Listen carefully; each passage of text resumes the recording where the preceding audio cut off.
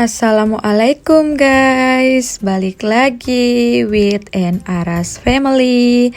Nah, kali ini kita akan jalan-jalan mengunjungi Masjid Hagia Sophia. Untuk itu kami akan mengajak teman-teman mengetahui lebih dalam sejarah Hagia Sophia. Bangunan yang sekarang ini awalnya dibangun sebagai sebuah gereja antara tahun 523 hingga 537 atas perintah Kaisar Romawi Timur Justinianus dan merupakan gereja kebijaksanaan suci ketiga yang dibangun di tanah yang sama.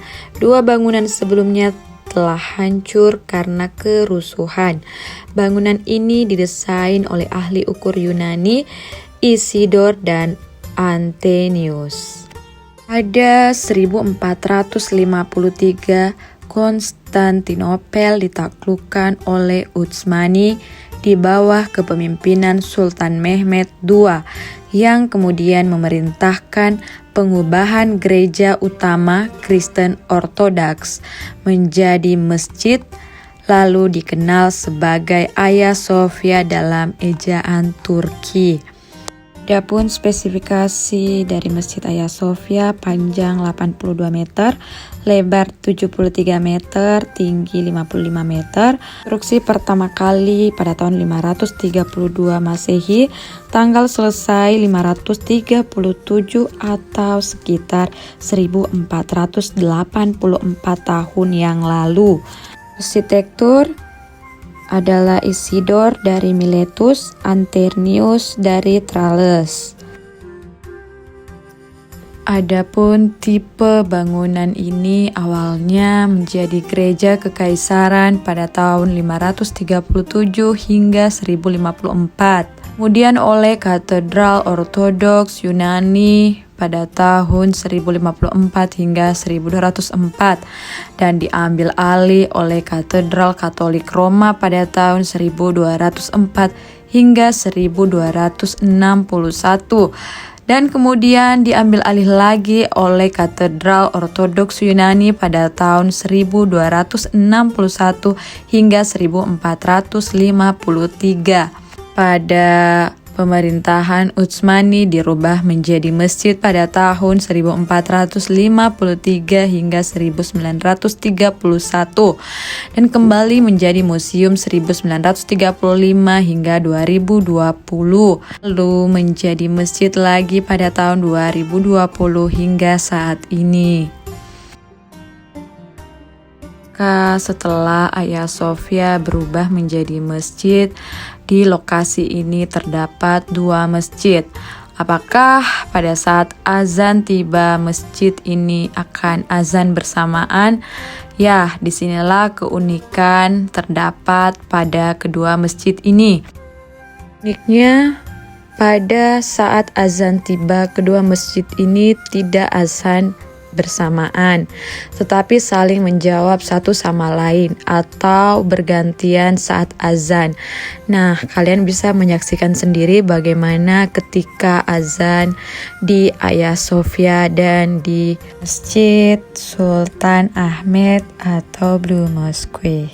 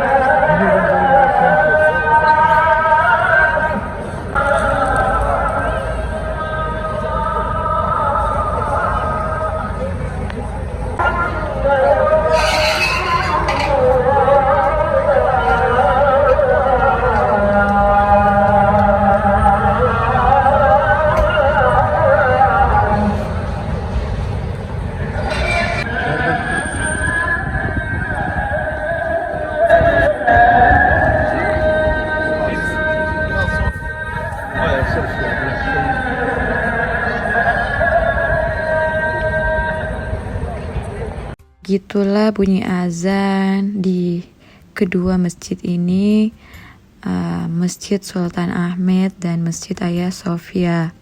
Lanjut lagi tentang sejarah Hagia Sophia, di mana berbagai lambang Kristen seperti lonceng, gambar dan mozaik yang menggambarkan Yesus, Maria, orang-orang suci Kristen dan para malaikat ditutup kain. Berbagai atribut Islam seperti mihrab, mimbar, dan 4 menara ditambahkan. Hagia Sophia tetap bertahan sebagai masjid sampai tahun 1931 Masehi. Kesultanan Utsmani runtuh pada November 1992 Masehi dan digantikan oleh Republik Sekuler Turki yang memerintahkan penutupan Hagia Sophia pada 1931 Masehi untuk umum dan dibuka 4 tahun setelahnya pada 1935 Masehi sebagai museum. Karpet untuk ibadah sholat dihilangkan, plester dan cat-cat kaligrafi dikelupas, menampakkan kembali lukisan-lukisan Kristen yang tertutupi selama 5 abad yang lalu. Namun pada akhirnya setelah masjid ini mengalami banyak kontroversi, pada tanggal 10 Juli 2020, Pengadilan Tinggi Turki membatalkan keputusan di tahun 1943 yang mengubah status Hagia Sophia menjadi museum. Nah, teman-teman, seiring dengan keputusan tersebut, Presiden Turki Recep Tayyip Erdogan mengeluarkan dekret yang berisi tentang Hagia Sophia kembali ke fungsinya semula sebagai tempat ibadah umat Islam. Meskipun telah berfungsi sebagai masjid, Hagia Sophia tetap terbuka untuk umum yang ingin berkunjung ke Hagia Sophia. Bangunan ini tetap menjadi katedral terbesar di dunia selama hampir 1000 tahun sampai katedral Sevilla diselesaikan pada tahun 1520.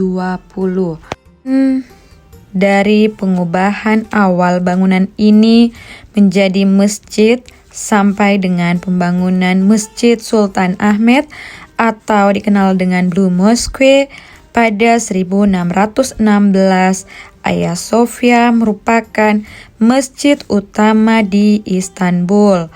Arsitektur Bizantium pada Hagia Sophia mengilhami banyak masjid Utsmani seperti Masjid Biru, Masjid Seyzade atau Masjid Pangeran, Masjid Sulaimani, Masjid Rustem Pasha, dan Masjid Kilich Ali Pasha.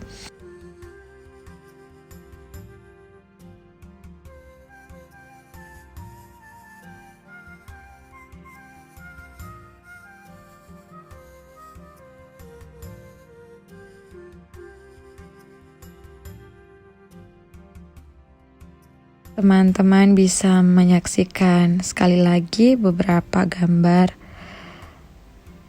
yang ada pada bagian dinding kubah.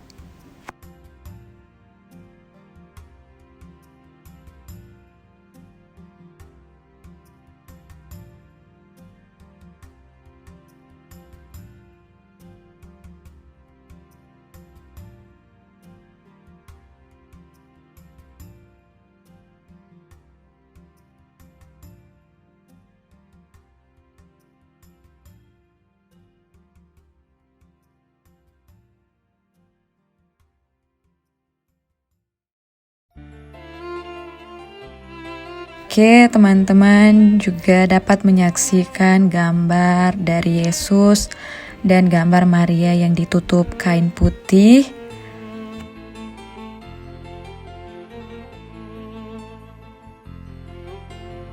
Dan juga kalian bisa lihat sendiri ada beberapa kaligrafi, ada lafaz Allah dan lafaz Nabi Muhammad SAW. Bisa kalian saksikan sendiri.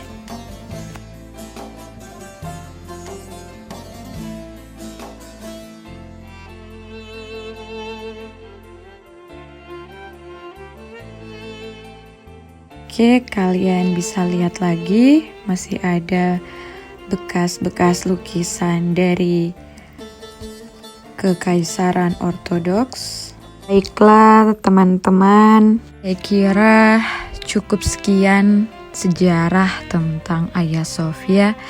Jadi bangunan ini adalah merupakan gambaran bahwa pada zaman dahulu berabad-abad yang lalu masih tertinggal bangunan bersejarah oleh kaum-kaum terdahulu. Hingga saat ini orang-orang dapat memakainya untuk tempat beribadah, terutama umat muslim. Pesan saya, mari tetap menjaga peninggalan bersejarah seperti ini dan ingat bahwa orang-orang terdahulu pernah hidup bahkan membangun masjid yang megah ini. Maka kita yang hidup pun kelak akan menjadi sejarah juga ketika kita banyak berbuat baik atau sekali melakukan keburukan. Dan pilihannya ada pada diri kita sendiri. Oke, sekian dulu. Terima kasih. Wassalamualaikum warahmatullahi wabarakatuh. And Aras Family pamit dulu ya guys. Jangan lupa terus dukung channel kami. Terima kasih. Bye-bye.